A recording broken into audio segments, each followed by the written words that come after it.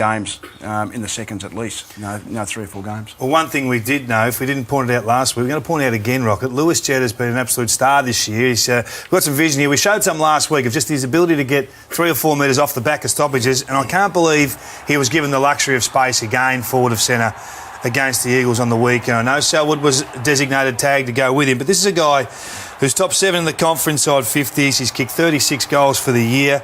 He's top 10 for score involvements. He's a mini Adam Goodes at the moment. He really is. He's given an enormous offensive potency. And I just can't believe the space that he's been given. He's been given too many luxuries at the moment. Yeah, and I think you spoke before about confidence. I mean, I know he's only a young lad, but his confidence has soared this year, hasn't it? You know, he's kicked, 19 points in his first season or two, his first season. He's just kicking from everywhere, and it's just a beautiful action. But his ability now to run and carry, and that includes the SCG, which is such a small, compact ground. But for the Eagles, I would have thought John Worsfold would have had a review on that on Monday. There's no doubt. He's looking like a walk-up start for all Australian if he continues this sort of form. I don't think I'll get any argument if I say he's the most improved player in the competition. Yeah. The question I want to ask you, gentlemen, is he Sydney's most important player now?